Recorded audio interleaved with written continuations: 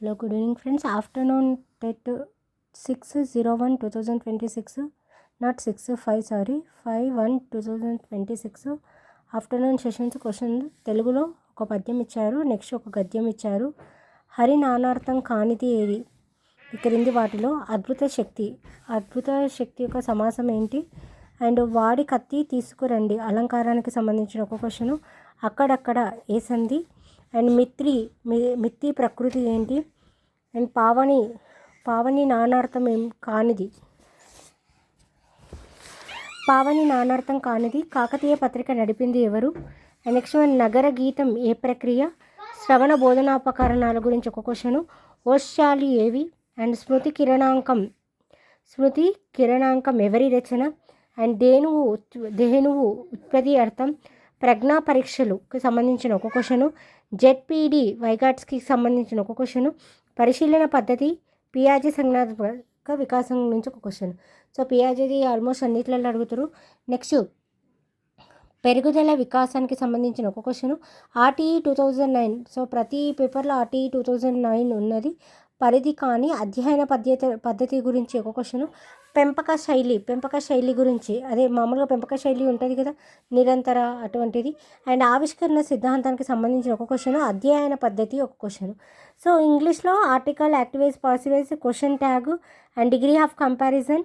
And next one, direct indirect speech నుంచి ఒక question. Errors and unit ప్రణాళిక, మెథడాలజీలో unit ప్రణాళికలో విద్యా ప్రణాళికకు సంబంధించిన క్వశ్చన్ ఇచ్చారు.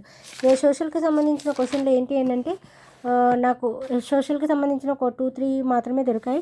ప్రస్తుత సుప్రీంకోర్టులో ప్రధాన న్యాయమూర్తి ఎవరు? 112 బడ్జెట్ ఆర్టికల్కి సంబంధించిన క్వశ్చను. షోడశ మహాజన అనేదో క్వశ్చన్ చెప్పారు, నాకు అర్థం కాలేదు. మహామోక్ష పరిషత్ యొక్క ఉద్దేశం ఏమిటి? ఆర్బీఐకి సంబంధించిన ఒక క్వశ్చను. బాబర్కి సంబంధించిన ఒక క్వశ్చను. సుప్రీంకోర్టు, హైకోర్టుకి సంబంధించిన ఆర్టికల్స్ 32, 1 more. సో ఇవి ఉన్నాయి. సో ఇలా క్వశ్చన్స్ వచ్చాయి. సో నేను ఏ క్వశ్చన్స్కి కూడా ఆన్సర్ చెప్పట్లేదు. What is the reason behind this? మీరు ఈ క్వశ్చన్స్ చూసిన వెంటనే మనం ఎంతవరకు చేయగలుగుతున్నాం. నేను ప్రతిరోజు క్వశ్చన్స్ ఇలా రాస్తున్నాను. అన్నిట్లలో కంపారిజన్ చేసి ఆల్మోస్ట్ ఆర్టీఈ 2009 అన్నిట్లలో వచ్చింది. సో మేబీ రేపు కూడా రావడానికి ఛాయిస్ ఉంటుంది కాబట్టి ఇలా అన్ని పేపర్లలో చూస్తే ఉంది. So you should practise very well and be concentrate and be cool and be happy and all the best for your exam tomorrow. Those are writing.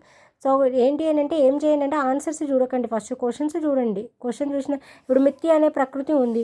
So మిథ్య ప్రకృతి ఏంటిది దాని యొక్క అనేది మనం ఐడెంటిఫై చేయగలిగితే ఆల్మోస్ట్ ఒక సక్సెస్ అయినట్లనే. ఆల్మోస్ట్ ప్రజ్ఞా పరీక్షలు అని చెప్పి నేను చెప్పిన ప్రజ్ఞా పరీక్షలు అంటే ప్రజ్ఞా పరీక్షలు ఏంటివి, అందులో ఏమున్నాయి, అసలు ఏంటిది అనేది మనకు మొత్తం గుర్తుకు రావాలి. అలా అయితే పరిశీలన పద్ధతికి సంబంధించిన క్వశ్చన్ అని చెప్పిన కానీ కరెక్ట్ ఎగ్జాక్ట్లీ క్వశ్చన్ లేదు. అంటే పరిశీలన పద్ధతికి సంబంధించిన టాపిక్ మొత్తం మీ మైండ్లో ఫిల్ అయి ఉండాలి.